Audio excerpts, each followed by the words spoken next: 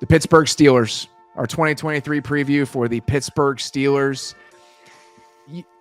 Earlier this offseason, you talked about how you were going to do some looking into the Steelers, and I want to get your assessment about what you think of the Steelers at this stage of the proceedings. Like the whole team or just the offense? Or just the Steelers. Like, what are your Steelers vibes on August 21st of 2023? Like good. And I'm shocked saying that. Every month I've watched them, and every month I've kind of like getting more data and information and just getting my takes together and feel good about this kind of fun team, which is a truly elite defense and an interesting offense. And yeah, I feel pretty good about where the Steelers are at right now. We did a show in early August last year where it was all the teams like, what the hell are you? Like, I don't get it. And I did it with Solak, and the Steelers are why I wanted to do the podcast, because I just didn't understand them.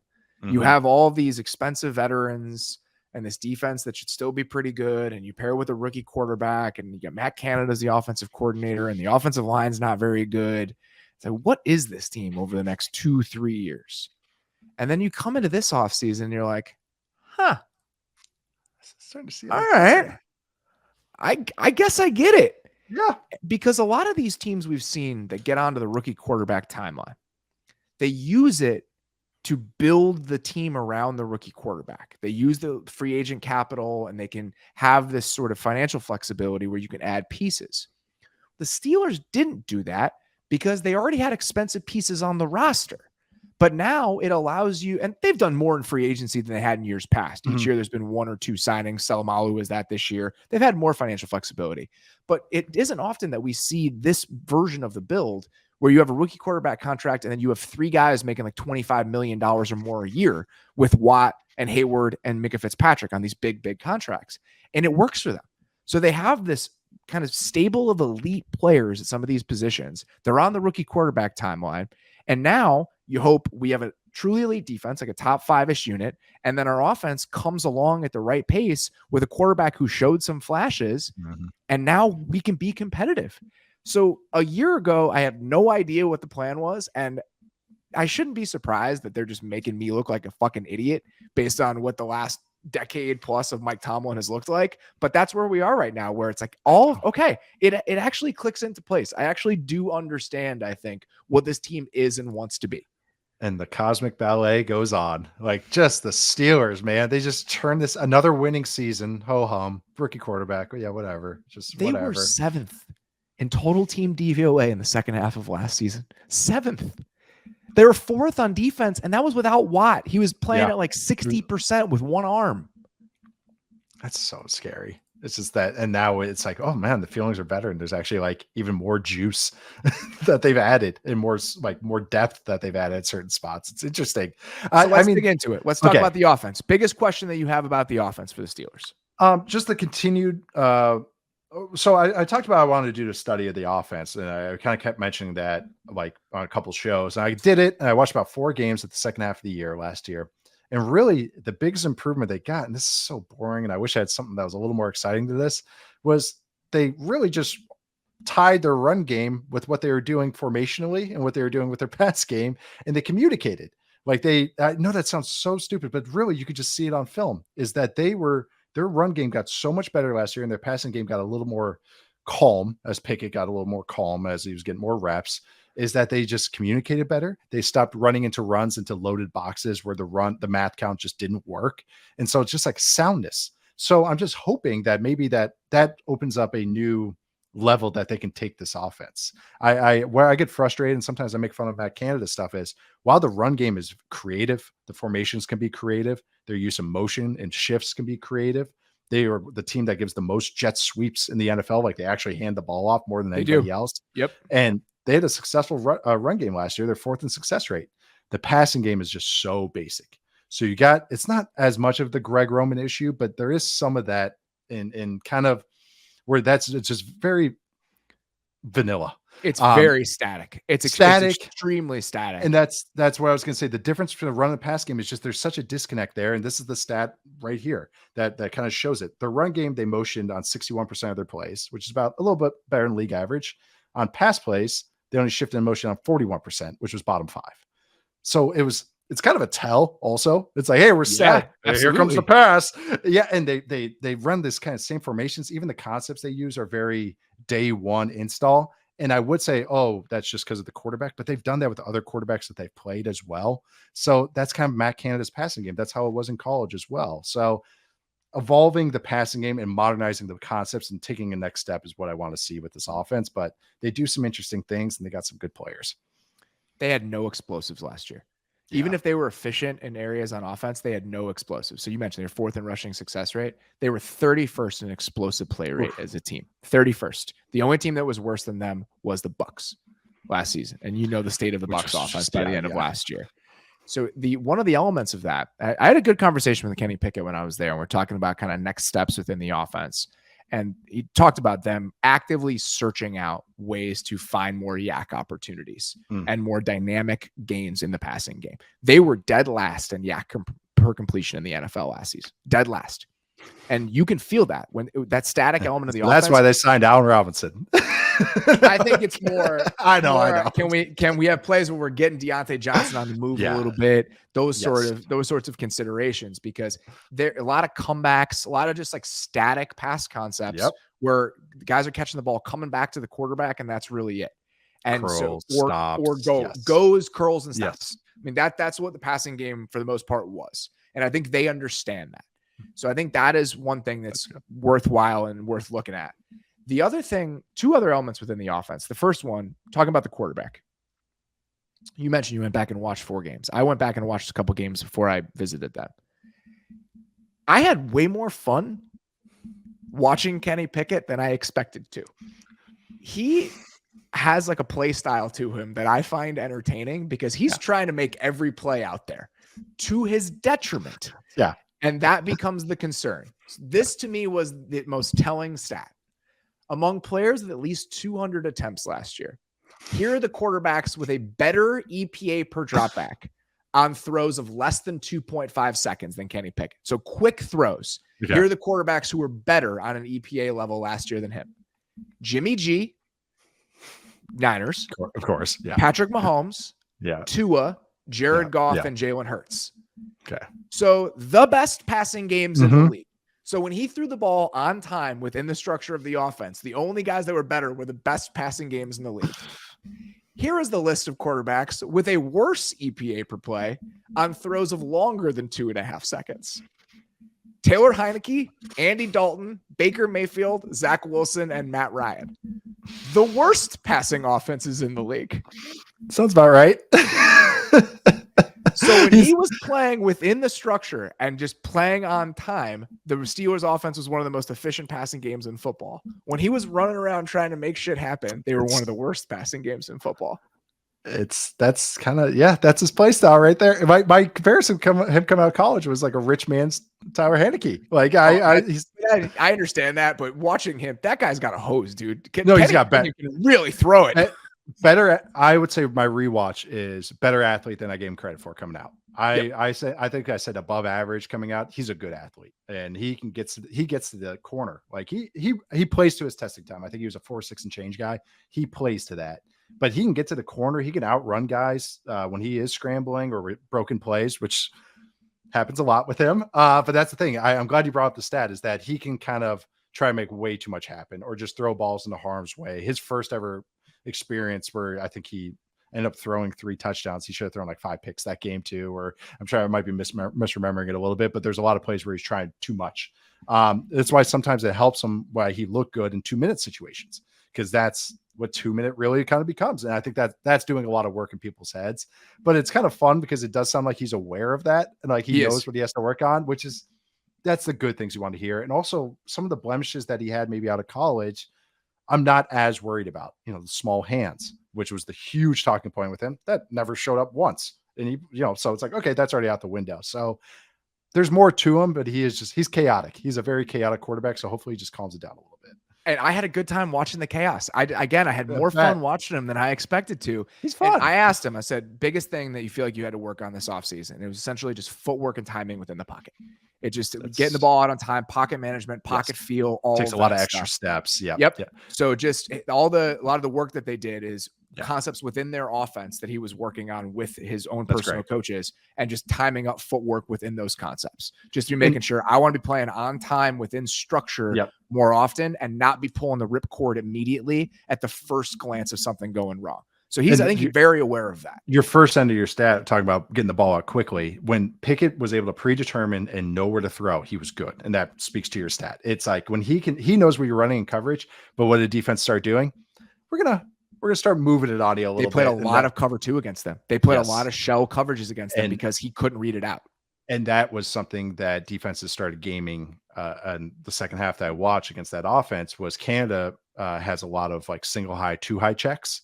So they would just sit in one shell, offense makes the check, and then they just rotate out of it. And then so now you're running into a loaded box, or now you're like throwing something against a 2 high look that you shouldn't have thrown that against. So like he was getting gamed a little bit. So that's another element that you're hoping they kind of learn from.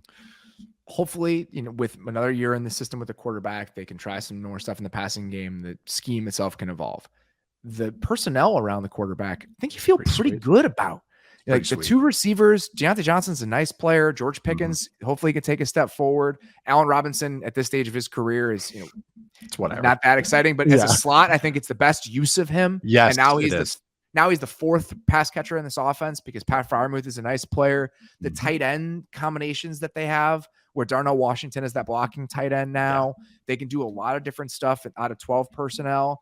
So it just becomes a question of what can you reasonably expect from the quarterback's progression and development. And after going back and watching, after being there a little bit, I feel better about it than I expected to. Yeah.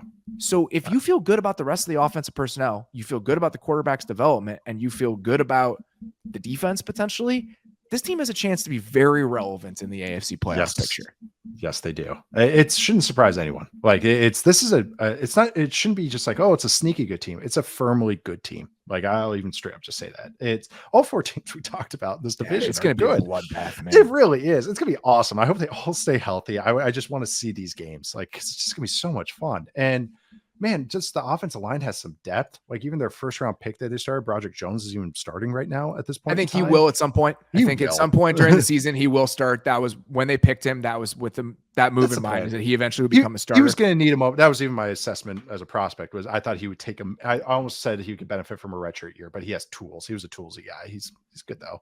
But I like the running backs too. I like Najee Harris, but I also just like the number 2 guy. I like Jaylen Warren. Like he's a nice player. Great pass protection back. So yeah, they have nice players at all their spots, all their auxiliary spots.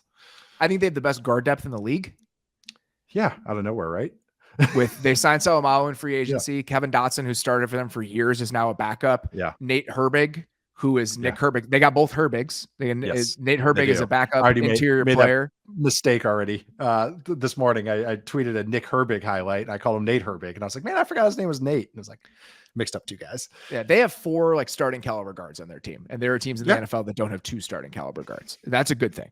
So the tackles is going to be the question and what they can get out of Broderick Jones. But I think overall the personnel on this offense is pretty good. It just becomes a question of what we can expect out of the quarterback and what sort of steps forward the scheme can take. And if they can, they maybe can. Yeah, right. And Okafor is he's been a little inconsistent, but he has had flashes where it's like I've had notes on him before. So no, they got an interesting offensive line, but it's not interesting in a bad way. It's more interesting in like how they figured it out. Biggest question about the defense. This was hard for me. I don't have a ton of them. I don't really have a question. It's how I've even how the cornerback position is probably one, but I've seen this defense hide corners before. Do a very good job of it. And that's where, so it's not even as big of a question as it would be for other teams that we've talked about. So, or teams that we look at in the NFL, but God damn, this front is good. Oh my God. They has a chance to be the best one in the league. Even when you look at the Jets, even when you look at the Niners, top to bottom across the board with the depth, I think it has a chance to be the best front in the NFL. And the skill sets that they have. I mean, geez, but just like Marcus Golden's their 3rd pass rusher, and then Nick Herbig, go Badgers, is like now the number 4 guy who's flashing the preseason. So now you have TJ Watt, Alex Highsmith, who was extremely productive last year when Watt was hurt. That's their pass rushing group. Got paid. No one blinked when Alex Highsmith got paid. It shouldn't have. He's only getting better. He just keeps getting better every year. And oh my God. And then the front, you got Cam Hayward, Ogunjobi, and then Keanu Benton, like who's had a great preseason as well. They drafted Go him in the second Badgers. round. He's looked very good. I mean, Yes. they've got a lot of guys they can throw at this. I'd said this earlier this week when Stephon Tuitt was rolling for them. They were they were the most fun unit in the league to me when it was Tuitt and Hayward and TJ Watt and Bud Dupree. When they had all those guys and Tyson Alualu when he was there. They had the 5-0 fronts. They were just dominating people. They have a chance to get back to that level this year with all the guys that they have. Cam Hayward, it's hard to be underrated in the NFL when you've been around as long as Cam Hayward had. He is underrated. So last year, he was third in his mid-30s. He was third in the league among pressures among interior defensive linemen, fifth in like rate stats. Among players with 500 snaps last year at any position, Cam Hayward finished fifth in snaps per splash play on defense. The only guys ahead of him were DeMarcus Lawrence, Nick Bosa, Willie Gay, and Myles Garrett. And he's a defensive tackle. Yeah. So it's not, he's not getting by on past accomplishments in terms of reputation. It's a two-gap sometimes. Still that good. Yeah. And he has a 2-gap where you're not supposed to be the like wrecking guy. You're supposed to just hold. He still does stuff. He runs down plays like to the sideline away from him. Like he treats every rep like it's the last play of the Super Bowl. Like it's unbelievable watching a guy in his 30s act like that. He's a phenomenal player. And TJ Watt coming back healthy. I think we forget how good TJ Watt is. He's one of the 3 or 4 best defensive players in the league. So I think they're going to be really good. The question is about the theoretical weak spots. Yep. So Joey Porter Jr. is a rookie. He may start for them at one corner spot. Is that Patrick Peterson going to play the nickel for them if that happens? And Shannon Sullivan is there, but is Peterson the better option at this stage of his career? DeMonte Casey and Keanu Neal are kind of co-starters at the other safety spot. So that's one question, but they've been on elite defense with a couple of these weak spots for years. They've been able to kind of patch over them, and it might seem simple and it might be rationalization, but I anticipate that they can do it again. I do too. I've seen proof with lesser players than what I even think Joey Porter Jr. is going to be. They did not think he was going to be there when they picked that. I'm sure. I thought they probably had to take him with their first round pick, and then I know. So that was a win. That was a really cool moment as well. But when we say they kind of help these corners out, like what they do is they either bracket with their safeties where they're getting help, or they run cloud coverages, cover 2, where there is the corner with the safety helping over the top, or they do, some quarters match coverages. They have kind of their own version of it, but that also helps out the corners because the safety is playing over the top. And unless you play, by the way, Josh Allen in the second preseason game, who throws a 45-yard hole shot to the field to beat that. So other than that, most quarterbacks can't make those throws. So when I say help out cornerbacks, that's the reason. That's the ways they do it. And all these guys, we haven't even mentioned Minkah Fitzpatrick, who I think is the best safety in the game, which is an outlandish comment, obviously, but it's how they use him is awesome. Because you've talked about before, you wrote an article about it, how they let like TJ Watt kind of freewheel and go make plays. They let Minkah do that as a robber or as a work down player who is truly what they used to call a monster back, which is find ball, get ball.